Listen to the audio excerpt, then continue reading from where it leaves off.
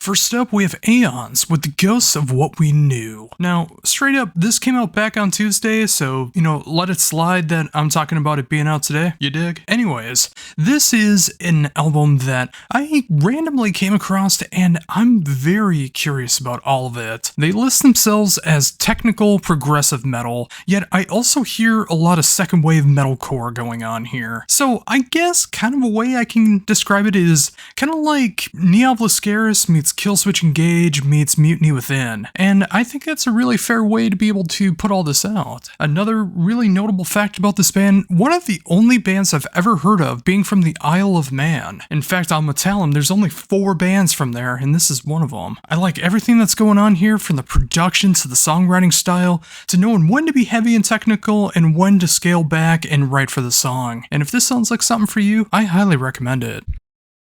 Next up is Isle of the Cross with Faustus, the musical. This is a sophomore album that is one of the most ambitious things that I've heard in quite some time, and 2024 has been really known for some avant-garde music. While this doesn't necessarily go in that direction, its blend of dark progressive metal, symphonic metal, and even oddly enough some tech death at times is quite the strange arrangement. You got everyone from Eric Gillette on guitar to Charles Elliott of Abysmal Dawn.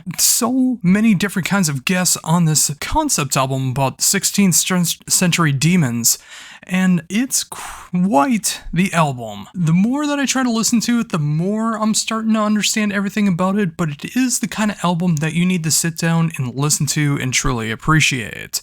If you don't do that, you might not appreciate this album, but if you do so, you might have found one of the biggest hidden gems of 2024. Next up, we have Kissin' Dynamite with Back With A Bang. And yeah, this album title more than lives up to what the album is actually all about. Now, I should say this is probably the most mainstream commercial rock album Kissin' Dynamite has ever made, but that does not mean that it's not the best album that they've made so far. All of these songs feel like they should be on Top 40 Rock Radio if North American Top 40 Rock Radio was worth listening to. Every single hook on this album is so catchy. Every single song deserves to be played live, and this is exactly what I wanted from Kissin' Dynamite pretty much all along. And if you're not into the AOR sound, you're probably not going to appreciate this album, but if you do, this might be the AOR album of 2024.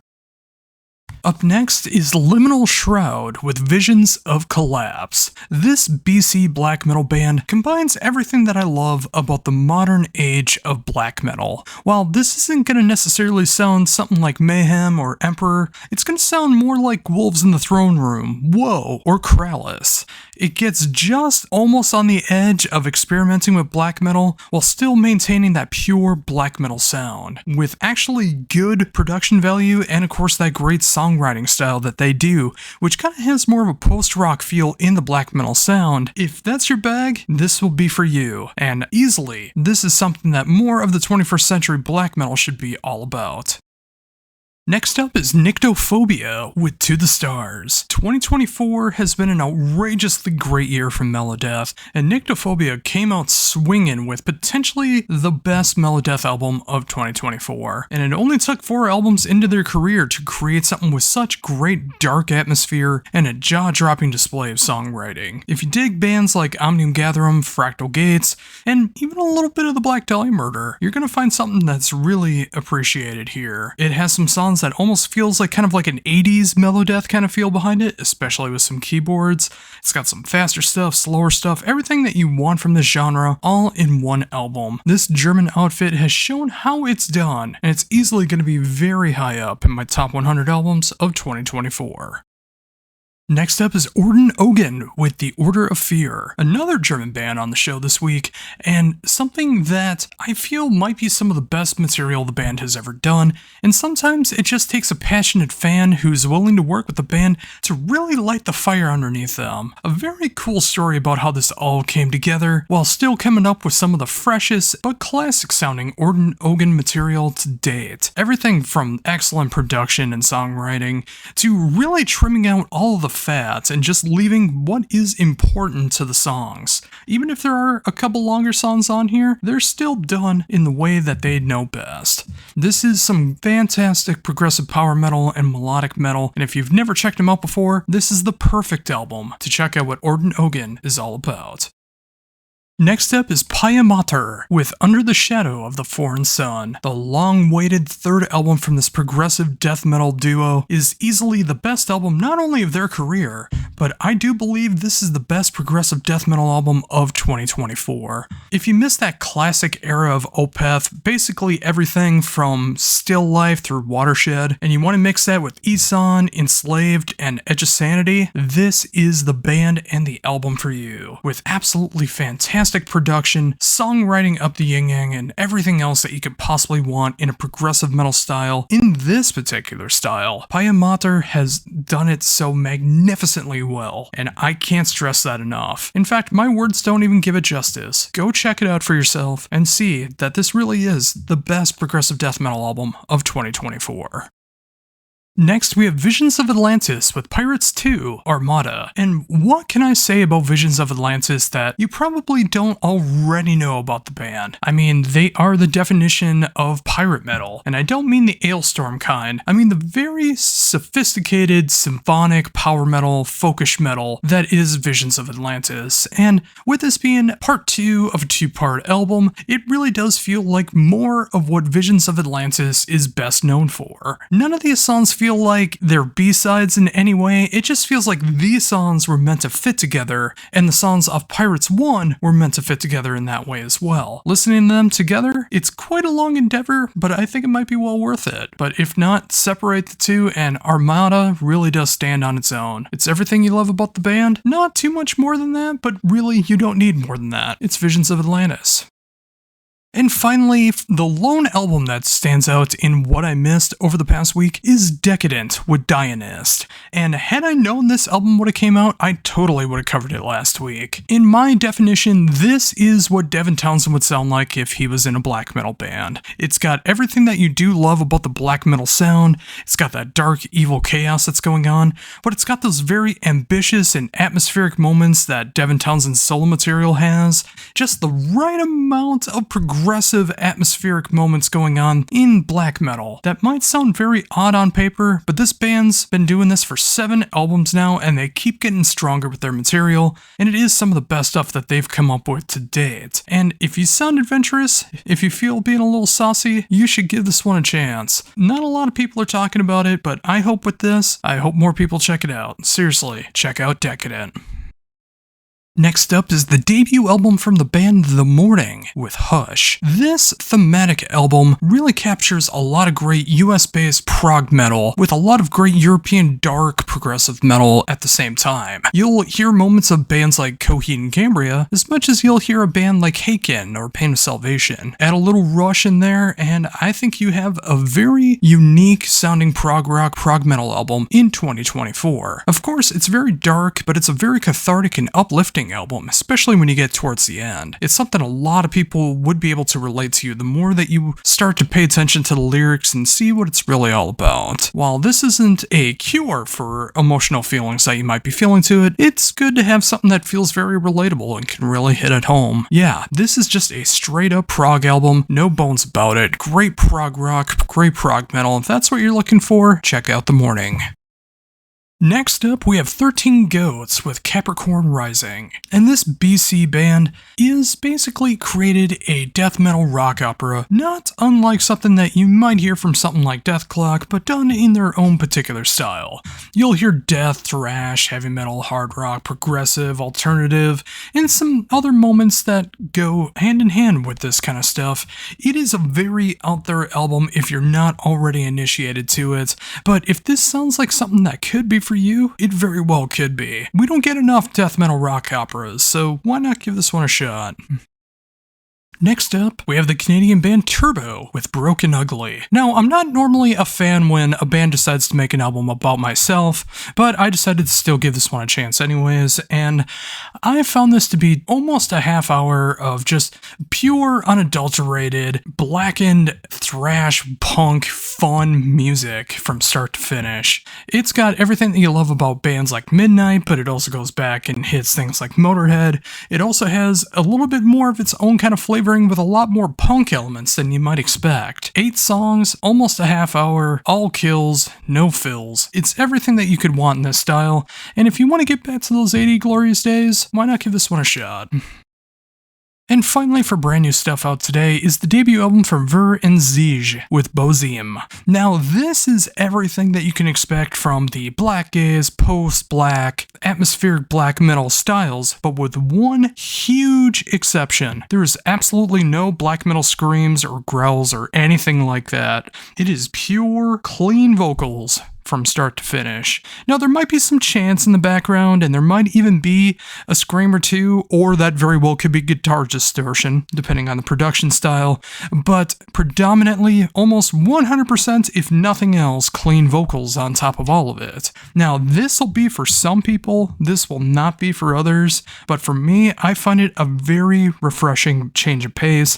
It can make it sound very beautiful and ethereal if you just mix things up a bit. And if you're interested in something like that, please give this one a listen and see if it's for you. Next up is the final album from Adrestia with Requiem. This is the final album from this death metal crust punk band from Sweden, and I wish I would have discovered them much sooner because this is my kind of combination of 90s old school death metal and crust punk mixed together, and they really do mix it so well together as well with only 10 songs, but under 38 minutes, so it leaves you with just enough, and with this being a final goodbye, they really did leave everything on the table, with awesome production and songwriting on here. It's got everything you love from both styles mixed in together to create probably the best album of this style in 2024. It's sad to see them go, but at least they did go out on the highest of notes. Up next is the band Atlas with House of the Black Geminis. This is one of the most ambitious and extreme metal albums I've heard in 2024, and this Colorado band really does explore all the ends in the spectrum of what black metal can be. While it is indeed extreme, it does know when to add some dread, done with keyboards and ambience that you won't hear on other albums. If you imagine a band like Bluntas Nord, but not nearly as avant-garde, or maybe if you like something like Ulcerate, but you want it more in a black metal sense instead of death metal, this is exactly what that album provides. Is it one of the best extreme metal black metal albums of 2024? I'd like to think so. And if you think this might be up your alley, you should give this one a proper listen.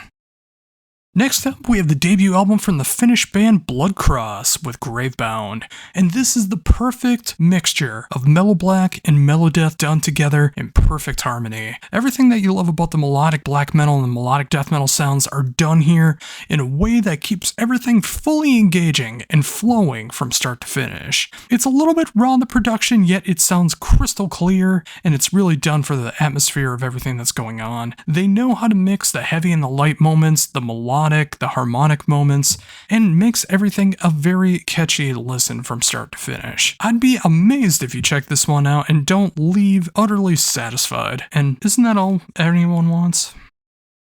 Next up, we have the long-standing Danish satanic black metal band Horned Almighty with Contagion Zero. 20 years and 7 albums into this band's career, and it feels like they're still finding new ways to be able to peak where they were before. And you can definitely tell this album is a mid-pandemic album, where it feels like the entire album is based on a plague destroying the world. I mean, what else could it possibly be than what we just dealt with over the last few years? The music really matches all of those senses perfectly, the production style fits like a glove while still being able to stand out, and the songwriting is that perfect balance of black metal dread and that overall feeling that we're not long for this world. While it's not the cheeriest album of 2024, if you are looking for that pure satanic black metal sound, and if you've never heard of them before, if you think of bands like Carpathian Forest, Cold, and Dotsford, you're going to be able to find something to appreciate here with Horned Almighty.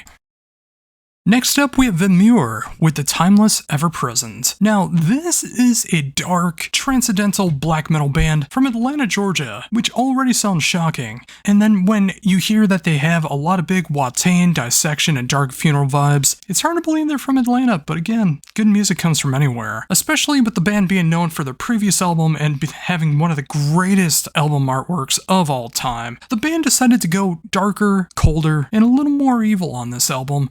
It is a very ethereal and atmospheric album with all those brutal tinges of black metal that you expect. This is such a fantastic black metal album from start to finish, and if you love that transcendental style of black metal, you can't do it better than Vimure. And finally, we end things with Vorath, with Volume 1, The Hymn of the Hunters. And this is a Midwest, almost kind of a supergroup of a sense, where it combines a lot of great Midwest bands together to create this band. And when you see the talent on hand, it makes a lot of sense. This is progressive death metal, tech death, experimental. It feels like it can go from the early days of Cannibal Corpse and Morbid Angel and just easily be transplanted into something made by Septic Flesh or Flesh God Apocalypse and make it feel like it turns on a dime. And what makes this so exciting is this is just the debut album from this band. I'm very excited to see where they're going to be going with their sophomore or even their third album and how much they're really going to be able to expand, because if they're already combining all these different elements to begin with, where are they going to go from here? And if you like a band that knows how to push the boundaries of progressive death metal, tech death, experimental, industrial, and more, be sure to check out Vorath. First up, we have Disloyal with Divine Miasmata. This is a Polish death metal band that you may or may not be familiar with. If you like the likes of Vader and maybe some Behemoth, I think you'll find something to really enjoy about Disloyal. They are very much on the brutal side of death metal, but they also know how to add dynamics in just the right spots to make things very interesting.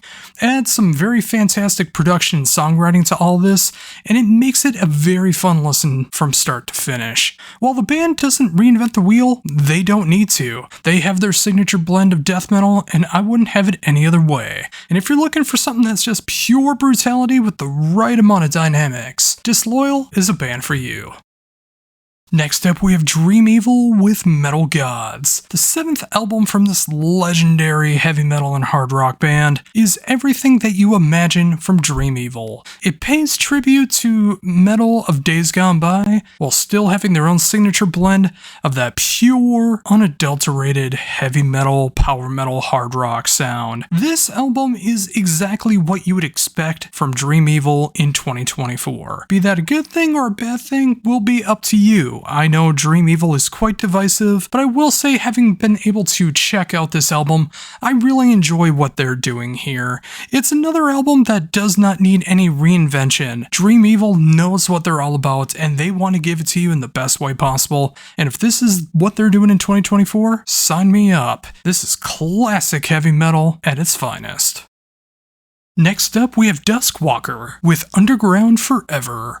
And this is such an enjoyable blend of old school death metal and thrash metal combined perfectly to create something that's really horror-esque, raw but distinguishable production, great songwriting that really knows how to do some more of the slower, heavier old school death metal, and then be able to switch things up to make it a little more thrashy death metal at the same time. It's a perfect throwback album while still sounding like it's from 2024. If you're looking for something with that Swedish old school death metal sound, maybe mixed with something like Sodom or Creator, you need to check this out immediately.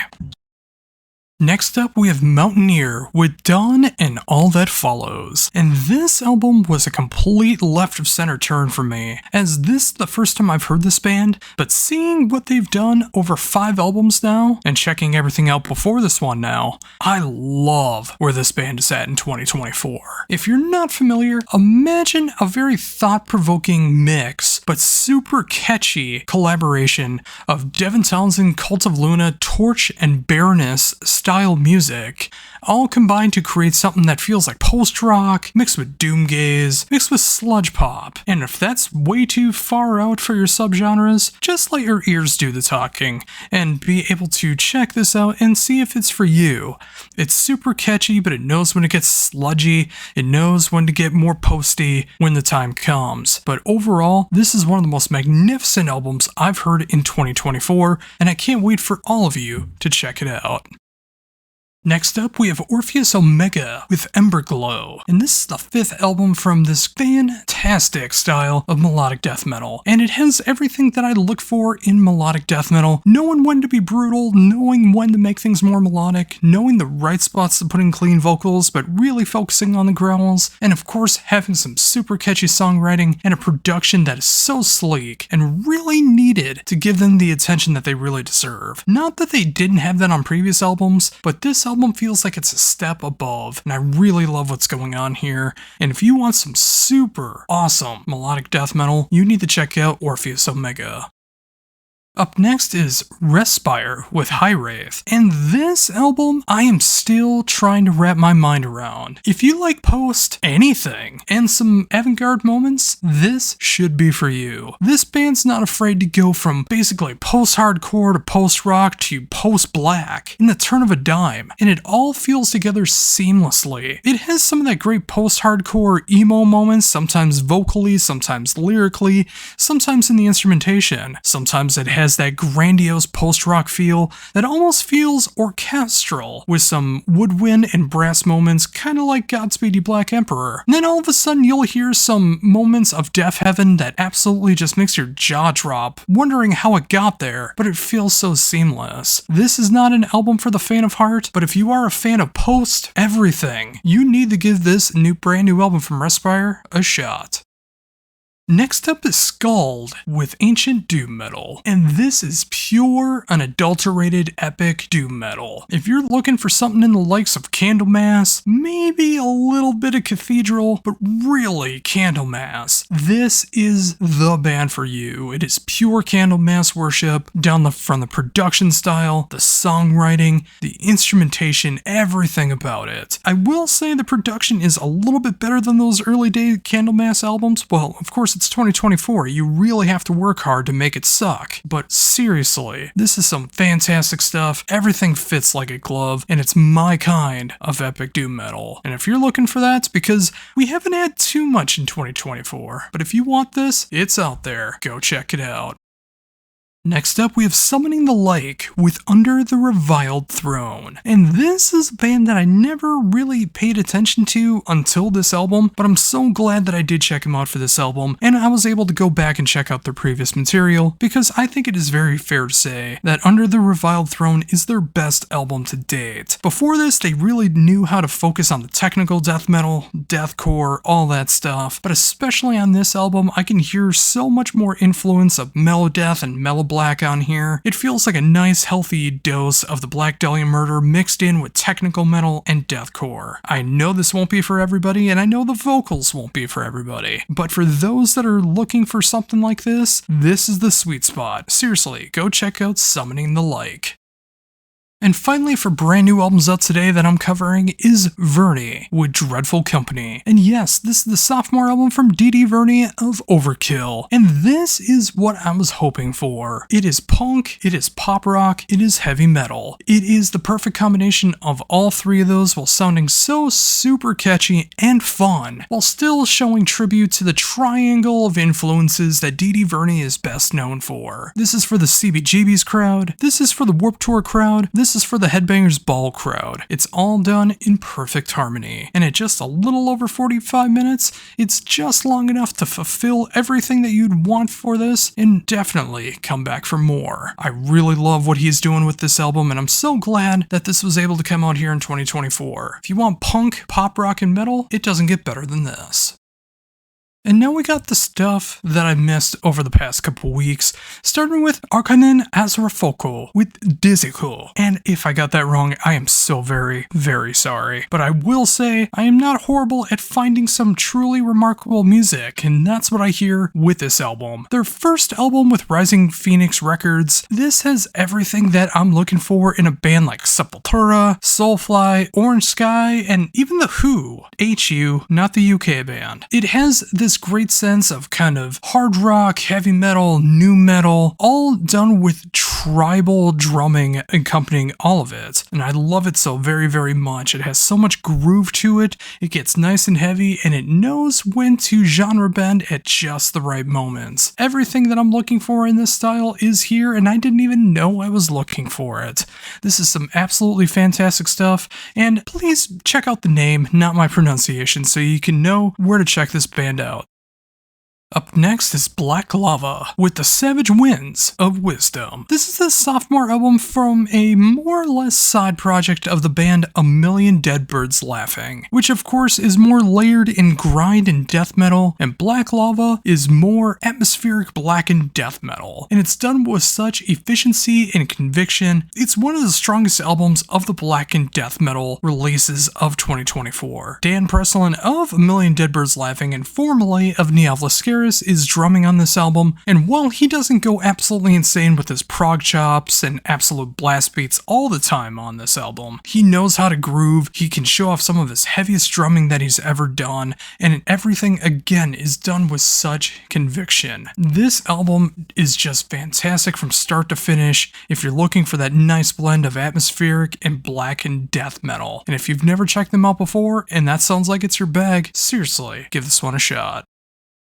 Next up is Ever Forthright with Tech and Flux, and this is a band that I've always missed out on, and then it dawned on me that their debut album came out 13 years ago, right before I started doing That Drummer Guy, and now Heavy Debriefings. And now 13 years later, they finally have their sophomore album out, so that would explain a lot. Talking about Tech and Flux, I really prefer this one. While there is still some genty moments on here, there's some more poppier moments, there's jazz moments, there's avant-garde moments, there's a lot of technical electronic moments that happen as well too, and Chris Barretto is just an amazing singer, and I understand why he was in Periphery for a bit of time. This is one of the most mature albums that I've heard in the progressive metalcore, or gent as you kids like to call it, and jazz that I've ever heard. It is quirky, but it is very matured, and I love the way this sounds, and if that sounds like something that's for you, you should seriously give this one a shot.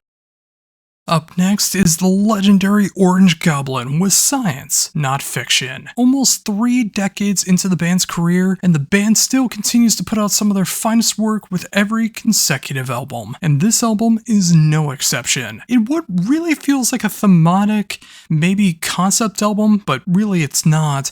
All these songs are connected by the idea of basically a retro future look at the modern times and the downfall of our society. While it's not the cheeriest of albums, this is an album that is rockin' and killer for those end times, and if everything's gonna be gone, at least we have a great soundtrack for it. It is hard rock, it is heavy metal, almost thrash, and a little bit of stoner metal. That's what Orange Goblin is best known for, and they continue to do it finer than anybody in 2024. Up next is Palace with Reckless Heart. 2024 has been a fantastic year for AOR, and Palace is absolutely no exception. While it's a bit more on the poppy side than it is the hard rock or metal side that could be incorporated into AOR, it is that perfect blend of that 80s sound that you're looking for, that 80s pop rock, glam, little bit of metal, little bit of hard rock. It feels like everything is here, from the chase scenes of Miami Vice to slow dances for your 80s prom nights and everything in between. This is a fantastic poppy AOR 80s style album. And again, if you're looking for something that is that throwback but made in 2024, seriously, give this one a shot. Up next is Turin with The Unforgiving Reality in Nothing, and I just love what's going on here. This is a sophomore album from this UK band that really combines what's really popular right now with that Lorna Shore kind of sound of the atmospheric and symphonic deathcore, but they also do something completely different when it comes to that, where they add more black metal, they add more death metal, they add more hardcore, post-metal, all of that combined. You'll hear some of the most crushing breakdowns with some of the most symphonic death metal, black metal that you could ever find in a band that could be associated with the Lorna Shore style of music. They've been tearing things up all over Europe and the UK, and I think it's about time that they make it over here to the US. If you like bands like Lorna Shore, and especially bands like Of Sulfur, you need to check out Turin. And finally, an album that might be one of my favorite albums of 2024. The brand new album from Werewolves, We Die For Us. The band has done 5 albums in 5 years, from 2020 to 2024, each consecutive year. And each album keeps getting more intense and more creative. It's absolutely insane with their style of brutal death metal, mixed in with a little bit of tech death, a little bit of black metal, and absurdity, and just the right amount of clips to make things a little bit chuckle-worthy as you're getting blown away by all the chaos that's surrounding you. No album is ever 35 minutes long. It's all 35 and under. I love what's going on here. All killer, no filler, just absolutely punishing, heavy, unrelenting death metal. If that's what you want, that's what Werewolves gives every single time.